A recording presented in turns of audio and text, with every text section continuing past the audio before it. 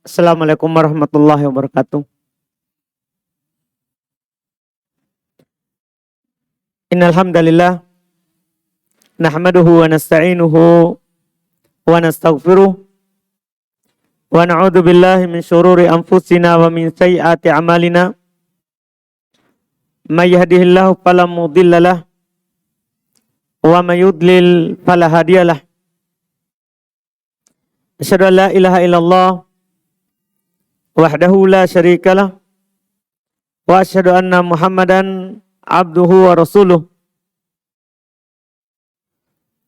Sallallahu ala nabiyina Muhammadin wa ala alihi wa ashabihi wa man tabi'ahum bi ihsan ila yaumiddin. Amma ba'd. Al-ikhwan wal akhwat rahimani wa rahimakumullah. Alhamdulillah, kembali lagi di siang hari ini kita melanjutkan kajian fikih Asmaul Husna dengan membaca dan mengambil apa yang disebutkan oleh Syekh Abdul Razzaq hafizahullah ta'ala. Kita di hari ini di poin ke-35 membahas nama Al-Afu, Al-Ghafur, Al-Ghaffar, At-Tawwab. Nama Al-Afu yang Maha Pemaaf, Al-Ghafur, Al-Ghaffar yang Maha Pengampun, At-Tawwab yang Maha menerima taubat. Yang Maha menerima taubat. Nama-nama ini banyak diulang dalam Al-Quran.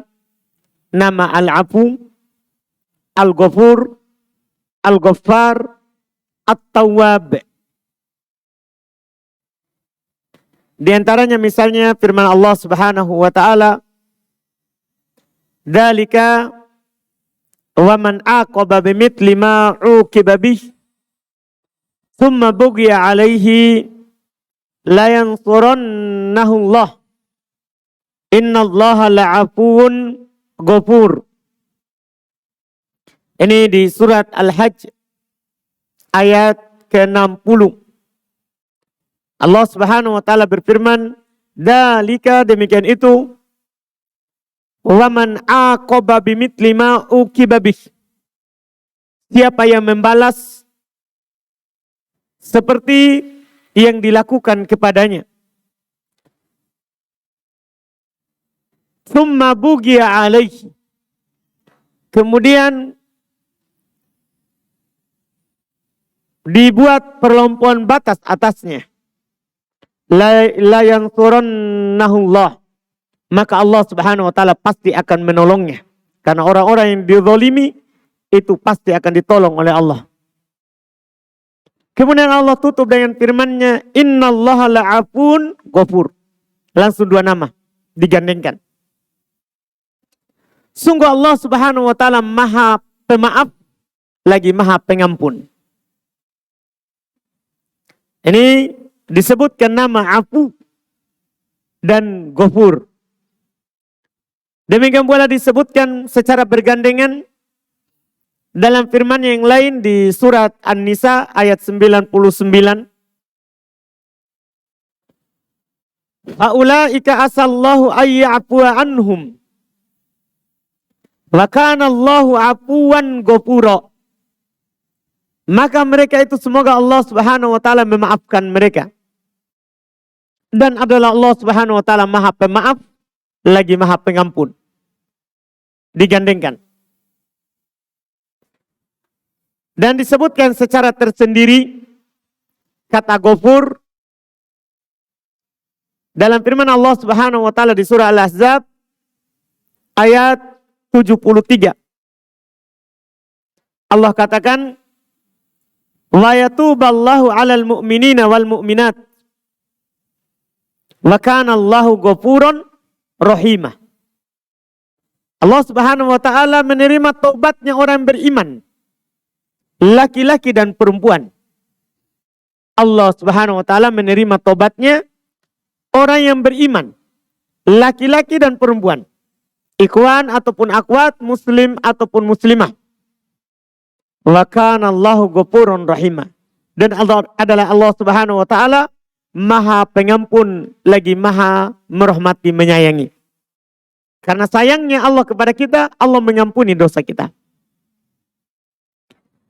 Juga disebutkan secara tersendiri juga digandengkan dengan nama Rahim di surat Al-Fath ayat 14. Di surat Al-Fath ayat 14. Kata Allah, yaghfiru liman yasha wa yu'adzibu man yasha wa kana Allahu ghafurun rahimah. Allah mengampuni siapa yang Dia kehendaki. Dan Allah Subhanahu wa taala mengadab, menyiksa siapa yang Dia kehendaki. Wa kana Allahu ghafurun rahimah. Dan adalah Allah Subhanahu wa taala Maha Pengampun lagi Maha Penyayang. Dan nama Ghaffar juga ada disebutkan dalam surat Toha ayat 82. Ghaffar. Ghaffar semakna dengan Ghafur, sama-sama siyak mubalaghah. Ya, bentuk yang lebih. Ya, dari yang biasa. Makanya diterjemahkan dengan Maha Pengampun. Disebutkan di surat Toha nama Ghaffar ayat 82. Kata Allah, wa inni laghaffarun liman taba wa amana wa amila sholiha. Sungguh kata Allah, saya betul-betul mengampuni orang yang bertobat, beriman dan beramal soleh. Yaitu setelah bertobat dia beriman dan beramal di atas tobatnya itu. Bukan hanya sekedar bertobat kemudian tidak beramal. Ini digandengkan 3. Sungguh kata Allah, saya mengampuni bagi orang yang bertobat, beriman dan beramal kebaikan. Iya. Ini nama Ghaffar. Kemudian nama Tawwab, karena disebutkan di pembahasan ini 4 nama. Al-Afu, Al-Ghafur, Al-Ghaffar, At-Tawwab. 4 langsung. Adapun At-Tawwab disebutkan dalam surah Al-Baqarah 160. Ayat 160. Allah Subhanahu wa taala berfirman, wa ana tawwabur rahim. Dan saya kata Allah, Maha menerima tobat lagi Maha menyayangi. Ini beberapa ayat yang Allah Subhanahu wa taala sebutkan kepada kita untuk menetapkan nama ini, 4 nama. Wajib kita tetapkan sebagaimana Allah tetapkan. Bahwa Allah bernama Al-Afu, Allah bernama Al-Ghafur, Allah bernama Al-Ghaffar, Allah bernama At-Tawwab. Wajib kita tetapkan sebagaimana yang Allah tetapkan. Tidak boleh kita menolak. Seperti manhajnya orang-orang Mu'tazilah, Jahmiyah. Yang mereka menolak semua nama Allah. Demikian pula seperti manhajnya orang-orang Asy'ariyah. Yang menetapkan beberapa saja, menolak sebagian yang lain. Kita sebagai kaum muslimin umat Muhammad SAW wajib menetapkan semua yang ditetapkan oleh Allah dalam Al-Quran. Karena Allah yang lebih paham tentang dirinya. Dan juga wajib menetapkan semua yang ditetapkan oleh Nabi SAW. Karena Nabi SAW yang lebih tahu tentang Allah Subhanahu wa taala dibanding dengan kita.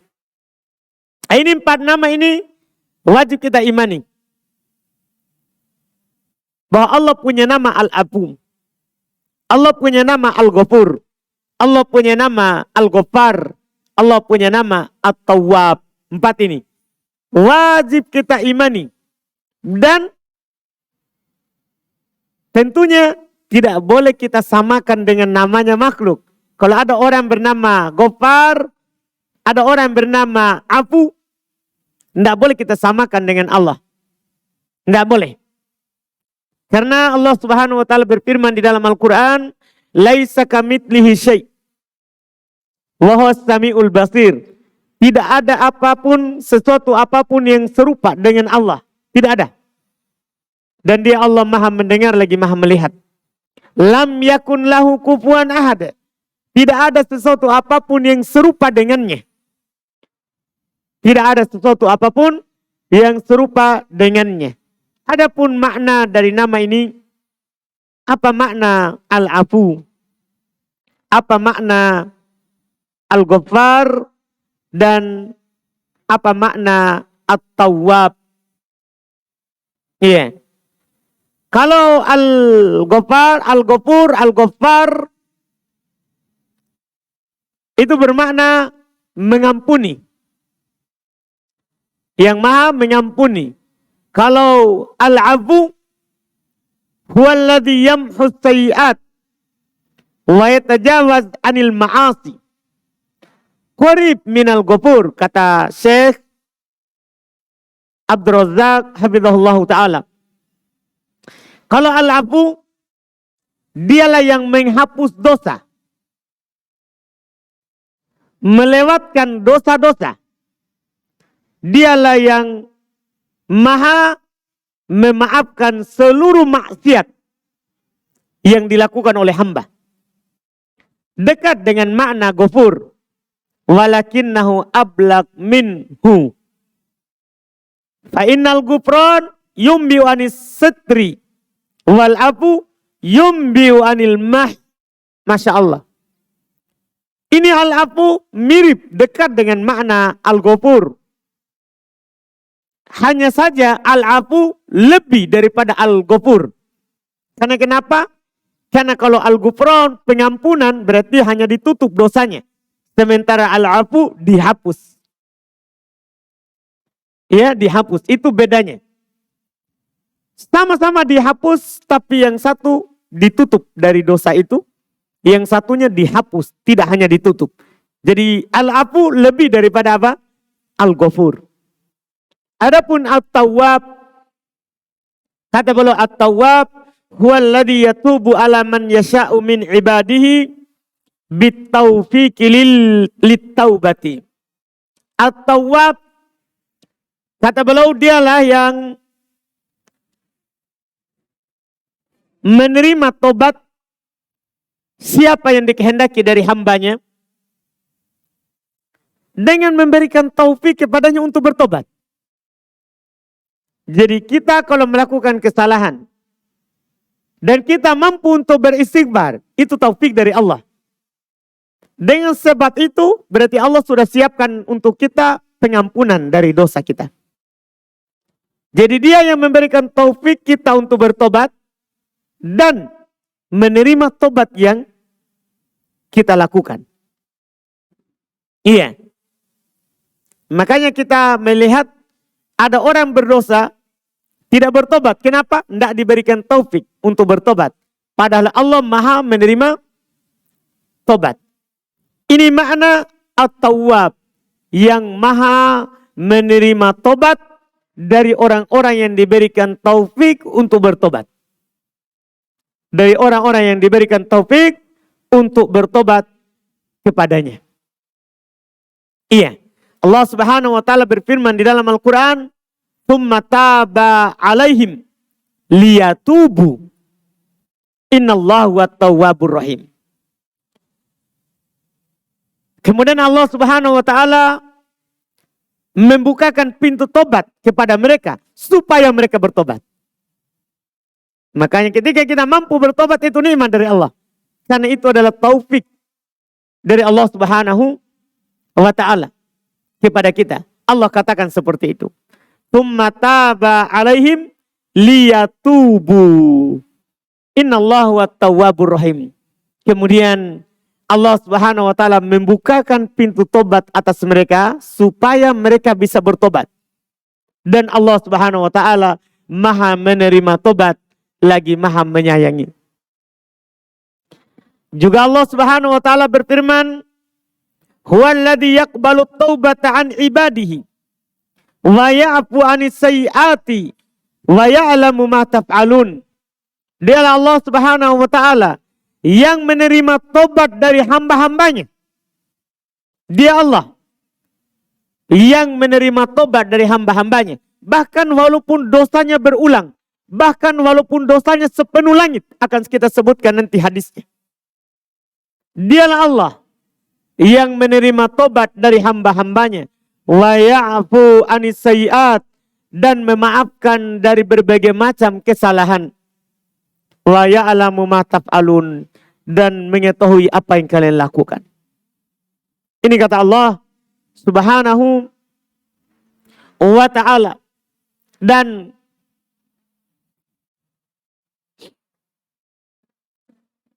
kekurangan tentunya terjadi dari hamba. Tidak ada seorang pun dari kita yang lepas dan bebas dari dosa. Tidak ada. Yang maksum itu hanya yang ada nafsnya, bahwasanya dia tidak jatuh dalam dosa, dijaga oleh Allah. Seperti Nabi kita Muhammad SAW kalau di kita umat Islam. Selainnya tidak ada yang tidak berdosa. Makanya kita tidak boleh mentazkiyah diri. Fala tuzakku anfusakum. Jangan kalian mentazkiyah diri kalian sendiri. Karena sesoleh apapun kita, pasti kita ada dosa yang kita lakukan, yang kita jatuh di dalamnya. Oleh karena itu, di antara rahmat Allah Subhanahu wa ta'ala, Allah Subhanahu wa ta'ala tidak menyiksa kita di setiap dosa yang kita lakukan. Di setiap dosa yang kita lakukan. Bahkan ada yang Allah Subhanahu wa ta'ala akhirkan. Tentunya dengan rahmatnya, kasih sayangnya kepada kita. Iya. Allah Subhanahu wa ta'ala tegaskan di dalam Al-Quran. Walau yu'akhidullahu nasa bima kasabu. Ma taraka ala dhahriha min dabatin. Walakin yu'akhiruhum ila ajalim musamma. Fa idza jaa ajaluhum fa innallaha kana bi ibadihi basira. Jikalau Allah Subhanahu wa ta'ala menyiksa setiap orang dengan apa yang dia lakukan dari dosa, maka tidak ada di atas muka bumi ini satu pun yang melata. Kalau setiap dosa kita lakukan, Allah siksa kita. Tidak ada yang bisa berjalan di atas muka bumi ini. Semua pasti sudah hilang. Ya pasti kita sudah binasa. Akan tetapi Allah mengakhirkan mereka sampai waktu yang telah ditentukan. Kita melakukan dosa hari ini. Siksanya kalau kita tidak bertobat kepada Allah. Bukan hari ini, tapi kadang berapa hari, berapa pekan, berapa bulan, bahkan berapa tahun kemudian. Bahkan kalau kita tidak bertobat, kita akan bawa sampai berjumpa dengan Allah Subhanahu wa ta'ala, na'udzubillah. Iya. Ini kata Allah Subhanahu wa ta'ala. Allah akhirkan mereka sampai waktu yang telah ditentukan. Apabila telah datang waktunya, maka Allah Subhanahu wa ta'ala maha melihat hambanya. Apapun yang kita lakukan, Allah melihat kita. Dan ini bentuk sempurnanya maaf Allah. Allah Subhanahu wa ta'ala tidak menyiksa dari setiap dosa yang kita lakukan. Allah Subhanahu wa ta'ala tidak menyiksa dari setiap kedoliman yang kita jatuh di dalamnya. Ini sempurnanya maafnya Allah. Allah juga tegaskan di surat yang lain. Kalau tadi itu di surat Fatir ayat 45. Demikian pula di surat An-Nahl ayat 61. Allah Subhanahu wa ta'ala katakan walau ya'khidullahu an-nasa bidulmihim ma taraka 'alaiha min dabah walakin yu'akhiruhum ila ajalin musamma fa idza jaa ajaluhum la yastakhiruna sa'atan wa la yastaqdimun. Seandainya Allah Subhanahu wa ta'ala menyiksa manusia, kita ikhwan dan akhwat dan seluruh kaum muslimin, seandainya Allah menyiksa kita dengan setiap kezaliman yang kita lakukan, maka tidak ada di atas muka bumi ini satu melata pun. Akan tetapi Allah akhirkan sampai waktu yang telah ditetapkan. Apabila datang waktunya, maka Allah tidak akan mengakhirkan walaupun sesaat. Dan tidak akan pula memajukannya walaupun sesaat. Iya. Ini mengharuskan tentunya kita harus segera bertobat dari setiap kedoliman yang kita lakukan. Dan Allah Subhanahu wa Ta'ala tetap bersabar menunggu taubat kita. Bahkan kita berdosa, Allah tetap memberikan kita kebaikan. Dalam hadits riwayat Imam Al-Bukhari dan Imam Muslim dari Abu Musa Al-Asy'ari radhiyallahu taala anhu. Kata Nabi sallallahu alaihi wasallam, "Laisa syai'un asbaru ala adhan sami'ahu minallah, innahum la yad'una lahu waladan wa innahu la yu'afiyahum wa yarzuquhum." Allahu Akbar. Ini kesempurnaan maafnya Allah. Iya. Dengan maaf yang umum tentunya. Kata Allah, tidak ada sesuatu apapun yang lebih sabar daripada Allah. Dari gangguan yang dia dengar. Dari gangguan yang dia dengar. Sungguh mereka mengatakan Allah punya anak. Ini di antara contoh saja. Sungguh mereka mengatakan Allah punya anak. Orang Yahudi bilang Uzair anak Allah. Orang Nasoro katakan Isa anak Allah. Orang musyrikin katakan malaikat banatullah. Malaikat anak-anak perempuannya Allah. Na'udzubillah. Ini ucapan mereka. Tapi Allah Subhanahu wa Ta'ala tetap memaafkan mereka. Allah Subhanahu wa Ta'ala tetap memberikan rezeki kepada mereka. Lihat, orang Yahudi tetap dapat rezeki. Orang Nasoro tetap dapat rezeki. Orang musyrikin yang menyembah patung tetap dapat rezeki. Ini menunjukkan bahwa Allah Subhanahu wa Ta'ala yang paling bersabar. Seandainya Allah Subhanahu wa Ta'ala menyiksa setiap dosa yang hamba lakukan, itu tadi, tidak ada lagi sesuatu apapun di atas muka bumi ini.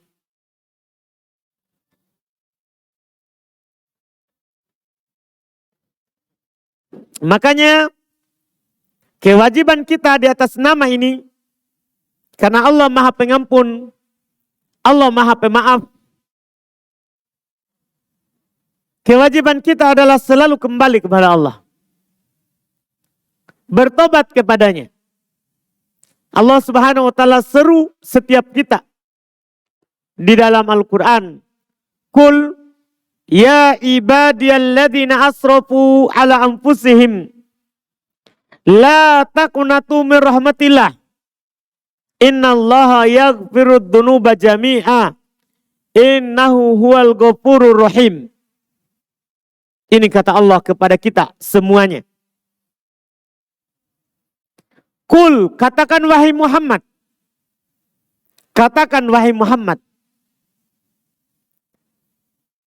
Kepada umatmu dan kepada seluruh manusia. Ya ibadiyalladzina asrafu. Allah Subhanahu wa Ta'ala katakan, wahai hamba-hambaku yang telah berbuat melampaui batas. Ala anfusihim, atas diri mereka sendiri. La taqnatu min rahmatillah. Jangan pernah kalian putus asa dari rahmat Allah. Ini kata Allah. Jangan pernah kalian putus asa dari rahmat Allah. Innallaha yaghfirud dzunuba jami'a. Sungguh Allah Subhanahu wa Ta'ala mengampuni seluruh dosa. Tidak ada yang dikecualikan, tidak ada. Yang penting kita mau bertobat. Dosa syirik sekalipun Allah ampuni. Yang penting kita tidak meninggal di atasnya.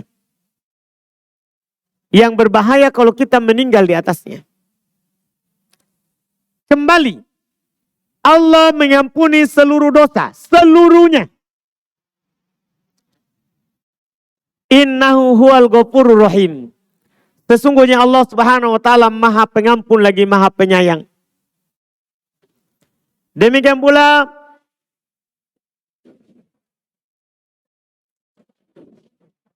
dalam hadits qudsi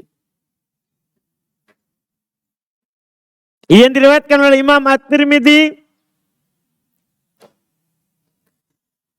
dan dihasankan oleh Syekh Albani rahimahullah. Nabi Shallallahu Alaihi Wasallam bersabda, Allah Subhanahu Wa Taala berfirman, Ya bani Adam, wahai anak Adam, kita semuanya, ikhwan dan akhwat, dan seluruh kaum muslimin, bahkan yang kafir pun, semuanya anak keturunan Adam. Allah katakan dalam hadits qudsi, Ya bani Adam, wahai anak keturunan Adam, innaka ma da'autani wa rajautani ghafartu lak. Ma kana fika wala ubali, kata Allah. Sungguhnya engkau selama berdoa kepadaku,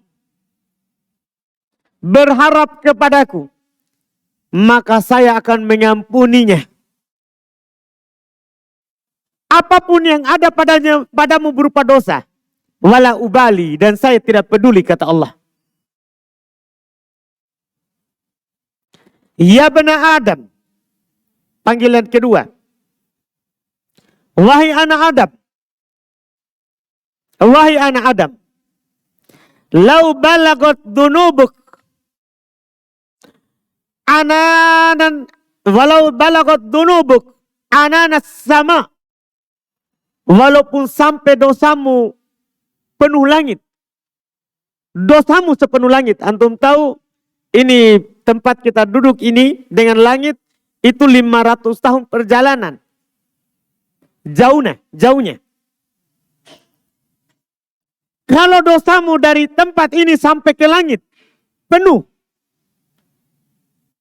tidak boleh kita putus asa.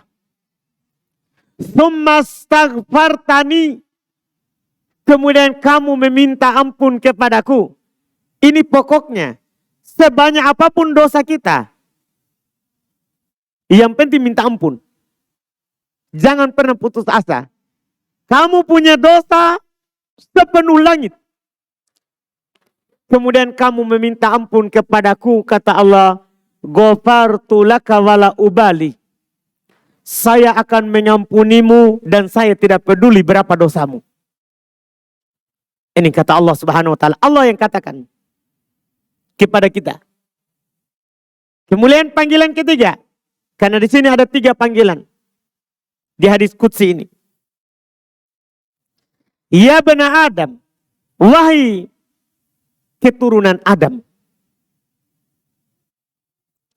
lau ataitani bikurobil ardi khotoya, kalau kamu datang menjumpaiku sepenuh bumi berupa dosa, sepenuh bumi. Berapa luasnya bumi? Jangan bumi, luasnya Makassar ini berapa? Pulau Sulawesi ini berapa? Luasnya. Ini kata Allah, kalau kamu berjumpa denganku sepenuh bumi berupa dosa, tsumma lakitani la tusyrik bi syai'a, kemudian kamu berjumpa denganku meninggal, tapi kamu tidak pernah melakukan syirik. Itu intinya. Kamu tidak pernah menduakan Allah, tidak pernah menyembelih untuk selain Allah, tidak pernah membuat sesajian kepada pohon, kepada gunung, kepada laut, sungai, tidak pernah. La ataituka bikurobiha magfiratan, maka saya akan datang kepadamu dengan sepenuh bumi juga pengampunan. Ini keutamaan bagi orang-orang yang tidak berbuat syirik. Walaupun dia melakukan dosa, tapi selain syirik, Allah Subhanahu wa Ta'ala ampuni. Walaupun sepenuh bumi dosanya. Walaupun sepenuh bumi. dosanya. Ini luasnya ampunan Allah Subhanahu wa taala disiapkan kepada kita. Oleh karena itu, berapapun banyaknya dosa kita, kita harus kembali kepada Allah Al-Afu, Al-Ghafur, Al-Ghaffar, At-Tawwab. Wajib kita kembali kepada Allah. Haram bagi kita untuk berputus asa dari rahmat Allah. Kalau kita jatuh dalam dosa, lakukan kebaikan yang menghapus dosa itu. Ikutkan perbuatan dosa dengan berbuat kebaikan. Jangan sampai di antara kita ada yang melakukan dosa, kemudian terlanjur dosa, bilang begitu. Tidak mau lagi melakukan kebaikan. Tidak. Kalau kita jatuh dalam dosa, ikutkan dengan kebaikan. Karena itu bisa menghapus kesalahan kita. Allah Subhanahu wa taala berfirman, "Innal hasanati yudhibna sayyiati." Sungguh kebaikan-kebaikan itu akan menghapus kesalahan. Juga Nabi SAW bersabda, "Atbi'is sayyi'atal hasanata tamhuha." Ikutkan keburukan dengan kebaikan yang akan menghapusnya. Jadi kalau kita sudah jatuh dalam dosa, kita berdosa lewat pandangan, kita berdosa lewat pendengaran, kita berdosa lewat ucapan, ikutkan dengan kebaikan yang akan menghapusnya. Jangan pernah berputus asa darinya. Dan dengan bertobat, Allah Subhanahu wa taala akan berbahagia, senang kepada kita. Karena dalam hadis riwayat Imam Muslim rahimahullahu taala, kata Nabi kita Muhammad sallallahu alaihi wasallam, "Lallahu asyaddu farahan bitaubati abdihi hina yatubu ilaihi." Sungguh Allah Subhanahu wa taala sangat berbahagia. Allah Subhanahu wa taala sangat senang dengan tobatnya hambanya ketika dia bertobat kepadanya. Jadi setiap kita beristighfar, Allah senang kepada kita. Allah senang kepada kita. Bahkan bagi orang yang senantiasa dan selalu bertobat, ketika dia melakukan dosa, Allah ampuni seluruh dosanya. Dalam hadis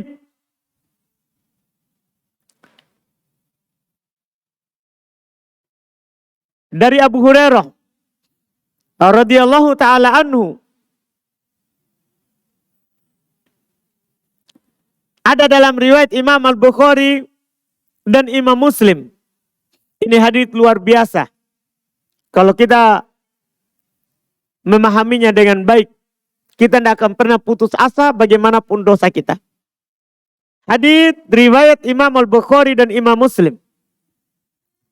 Dari Abu Hurairah radhiyallahu taala anhu, dari Nabi kita Muhammad sallallahu alaihi wasallam, Nabi bersabda, Allah berfirman, hadis qudsi lagi. Kata Allah, "Adnaba abdun dzamban." Seorang hamba jatuh dalam satu dosa. Faqal, maka dia berkata, "Allahumma ighfirli dzambi."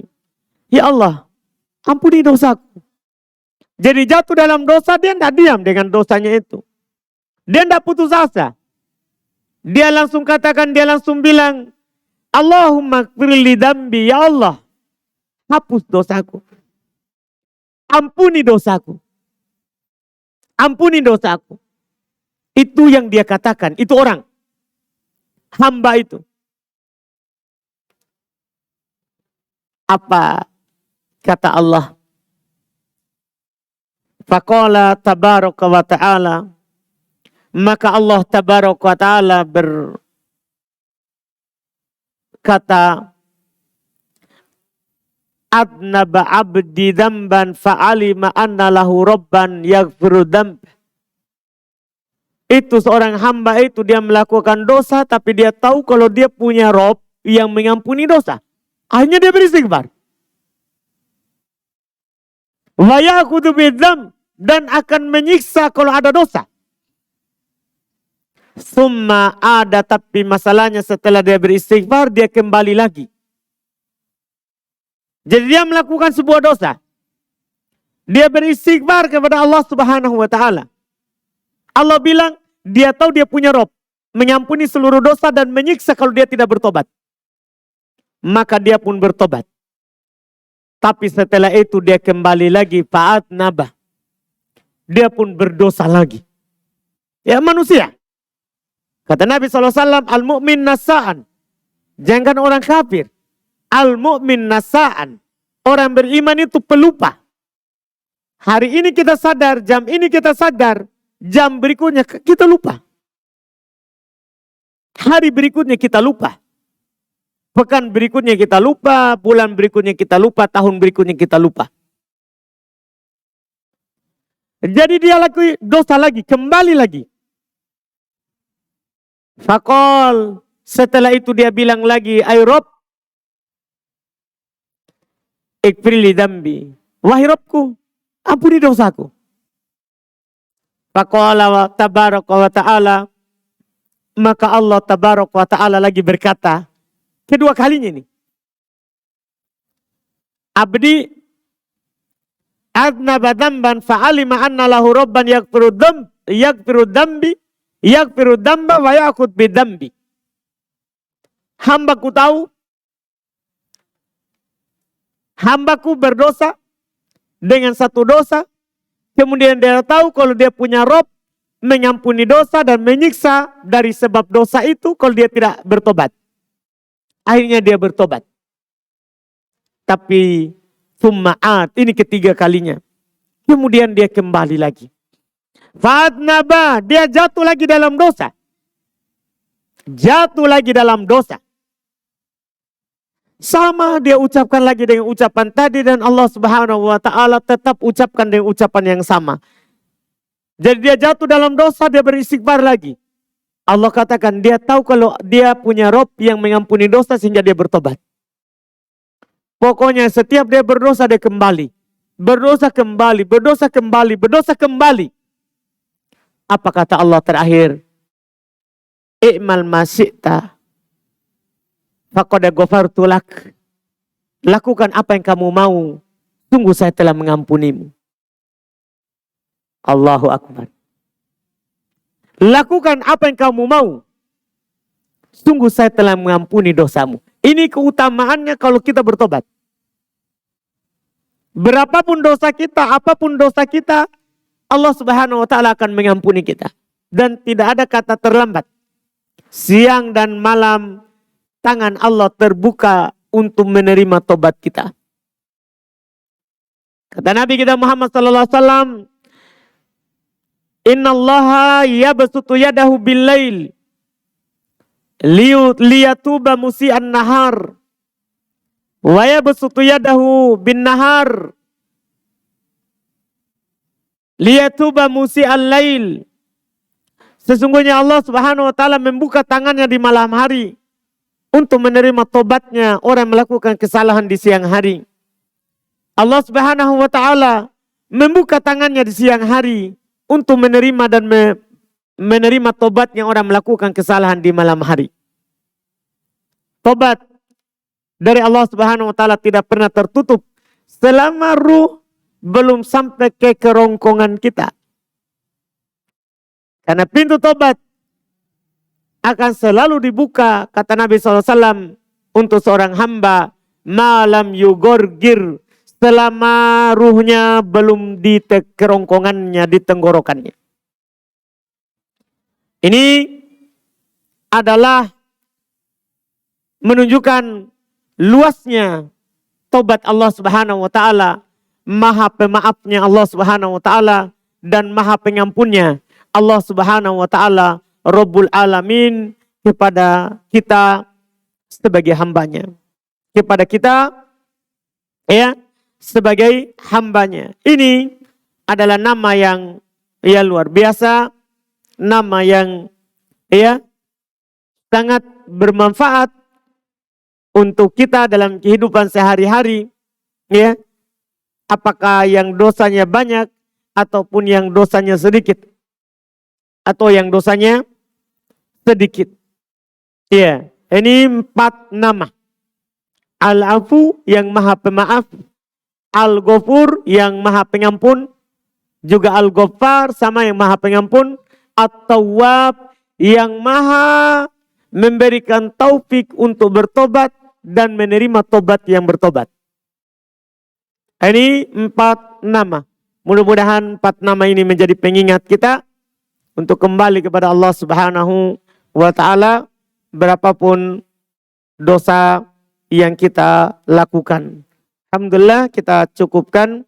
Kalau ada pertanyaan silakan diajukan. Wallahualam.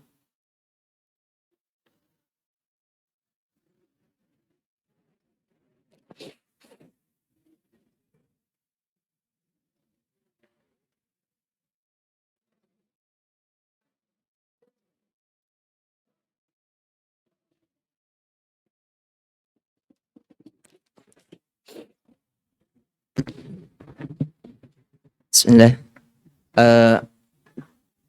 Apakah juga termasuk di dalam ayat Ustaz tentang innal hasanatu yudhibus sayyi'at, ketika misalnya harta tersebut didapatkan dari hasil judi, kemudian dia bersedekah di atasnya, apakah ini termasuk di dalam ayat yang mulia ini? Kemudian yang kedua,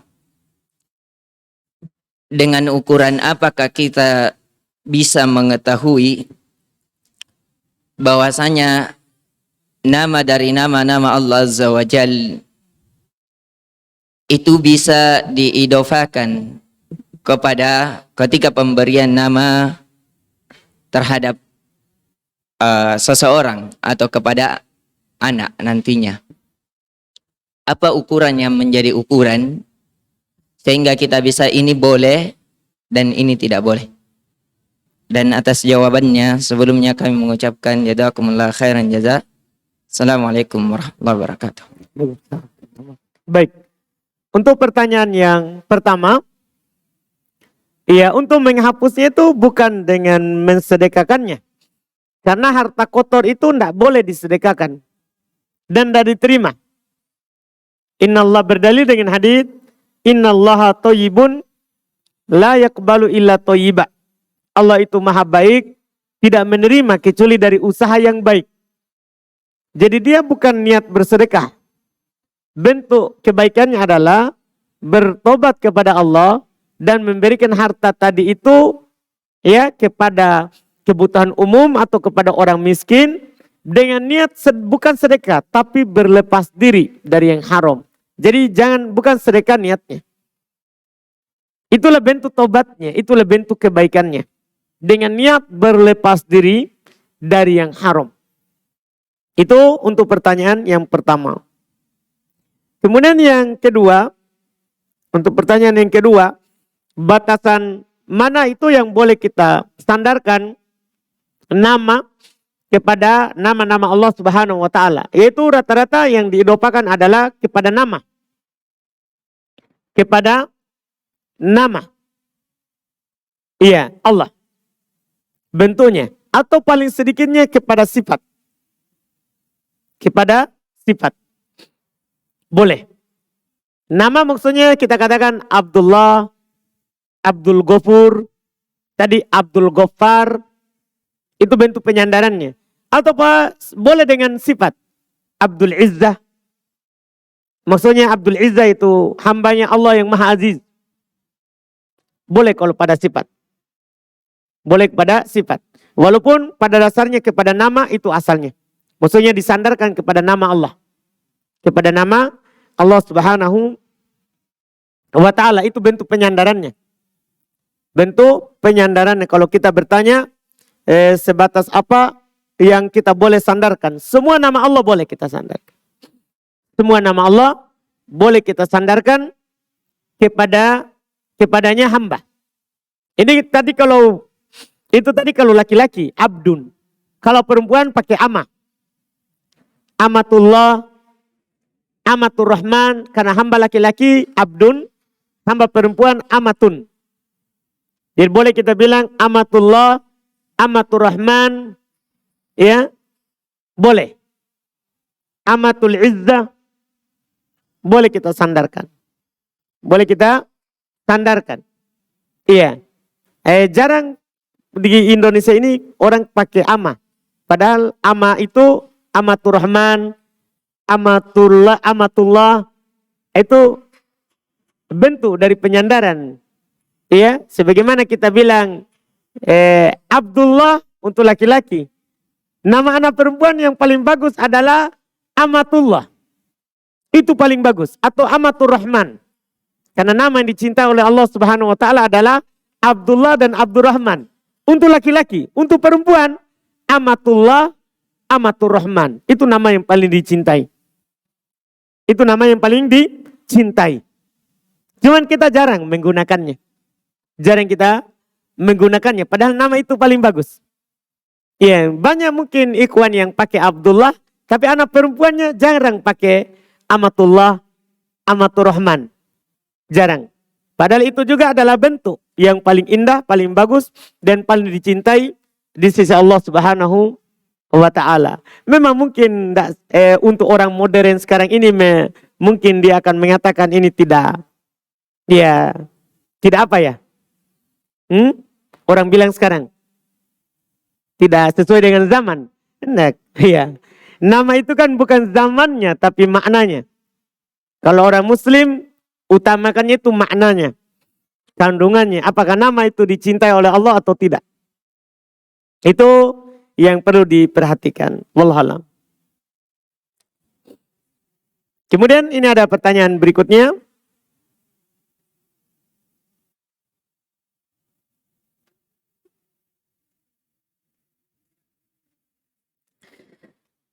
Bagaimanakah kita bersikap kepada saudari yang selalu melakukan kesalahan yang sama atau berulang-ulang kali setelah tetap mendoakannya.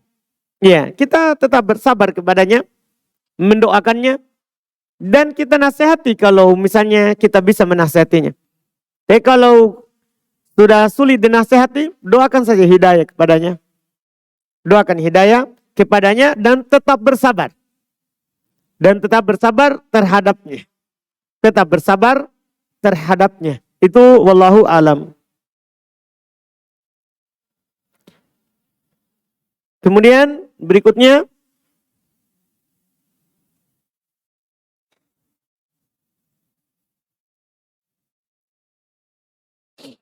Ustadz, apakah masih ada kesempatan untuk masuk ke dalam surga bagi orang yang pernah berzina? Jika ada amalan, apakah yang dapat menghapus dosa tersebut? Tobat amalan yang paling inti. Dan orang berzina tentunya tetap bisa masuk surga. Tidak ada yang mengharamkannya.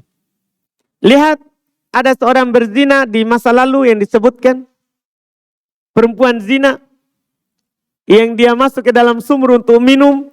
Dia keluar dari sumur. Dia melihat anjing. Sudah menjulurkan lidahnya karena haus. Dia turun kembali. Dia ambil airnya. Dia kasih minum anjing. Diampuni dosanya. Tidak ada yang bisa menghalangi orang dari tobat Allah. Dari surga Allah Subhanahu wa ta'ala kalau dia bertobat. Amalan yang paling pokok yang dia lakukan adalah amalan tobat. Dan tobat nasuha. Menyesali apa yang telah berlalu. Ya. Terus berjanji untuk tidak mengulanginya. Dan jangan ceritakan ke orang. Karena semua dosa itu dimaafkan. Kecuali yang diceritakan.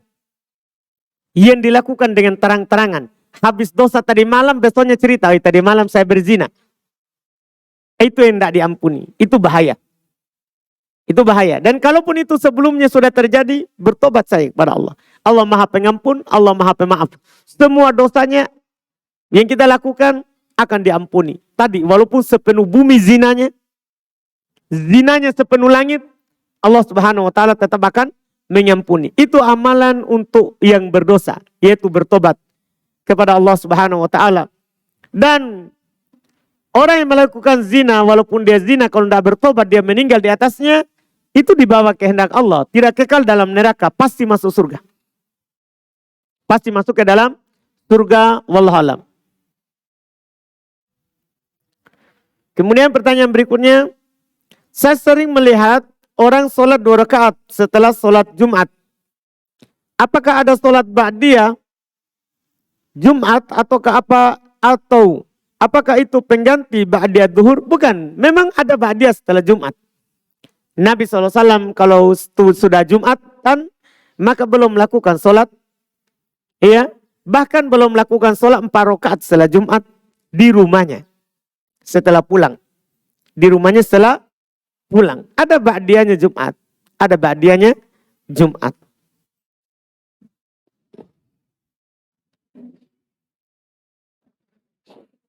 Apakah saya bersalah jika saya berjualan pakaian wanita seperti baju daster dan lain-lain, dan kebanyakan pembeli saya itu tidak berhijab?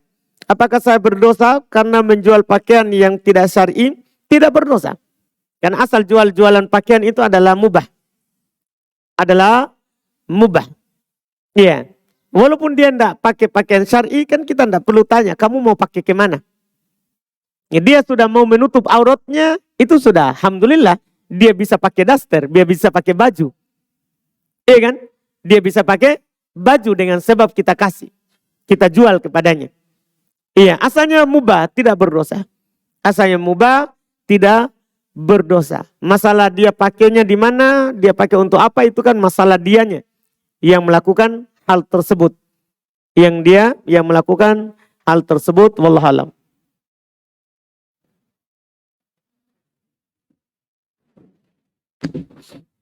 Yang terakhir mungkin Ustaz, tentang ketika penamaan nama Allah dengan berdiri sendiri tidak diidofakan, nama-nama yang mana saja yang dibolehkan menurut Al-Quran dan Sunnah. Jazakumullah khair. Nama yang dibolehkan adalah tanpa idofah adalah nama yang bukan kekhususan Allah. Seperti Allah, tidak boleh. Khalik, tidak boleh. Kalau itu memang kekhususan Allah, tidak bisa dilakukan oleh makhluk, tidak boleh. Nah, kalau bisa, maka boleh tanpa idofah. Boleh tanpa idofah. Jadi kalau tinggal dikaji nanti, yang merupakan kekhususan Allah atau yang bersirikat juga. Maknanya. Bukan bersirikat kaifiat cara sifatnya. Bukan. Tapi maknanya bersirikat. Wallahualam. Sudah selesai? Tidak ada lagi di akhwat? Bu Fajri?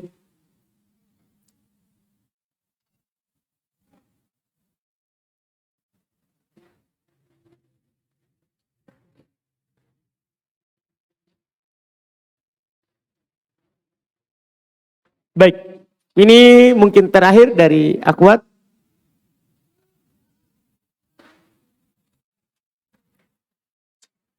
Saya seorang wanita mengantarkan jenazah ke masjid untuk sholat jenazah. Jika orang atau para wanita sholat, jika orang atau dalam kurung para pria setelah sholat Jumat, apakah saya boleh sholat zuhur duluan? Kondisi saya sudah di masjid. Ya kalau sudah di masjid kita sholat Jumat. Kan perempuan boleh sholat Jumat kalau dia hadir di masjid. Tidak ada dibilang perempuan tidak boleh sholat Jumatan. Perempuan kalau dia hadir Jumat, dia Jumatan juga. Dan dengan mengikuti Jumat, maka gugur zuhurnya. Tidak ada zuhur baginya. Dia sholat zuhur kalau tidak ikut Jumat. Dia sholat zuhur kalau tidak ikut Jumat. Adapun kalau dia ikut Jumat, dia Jumatan saja. Kan sholat Jumat itu wajib bagi laki-laki. Bagi perempuan tidak wajib pergi Jumat. Tapi kalau dia ke masjid, sah sholat Jumatnya. Dan tidak perlu sholat zuhur. Jadi kalau kita di sini sholat lagi di masjid, ikut Jumatan. Kecuali tidak memungkinkan untuk ikut Jumat, maka boleh kita sholat zuhur, ya, setelahnya atau sebelumnya langsung. Yang penting masuk waktu. Yang penting sudah masuk waktu. Misalnya kita mau tunggu Jumat, orang sholat di jenazah setelah Jumat. Nah kemudian di rumah sudah masuk waktu zuhur. Boleh kita sholat zuhur. boleh kita sholat zuhur. Walaupun orang di masjid belum sholat Jumat. Karena kita tidak terikat dengan Jumat kalau masih di rumah. Yang penting masuk waktu. Yang penting masuk waktu. Jadi boleh kita sholat zuhur kalau kita di rumah. Walaupun orang di masjid belum sholat Jumat. Yang penting sudah masuk waktu. Yang penting sudah masuk waktu. Itu wallahu a'lam. Baik, alhamdulillah kita cukupkan pertemuan kita di kali ini. Subhanaka wa bihamdik, asyhadu an la ilaha illa anta astaghfiruka wa atubu ilaik. Assalamualaikum warahmatullahi wabarakatuh.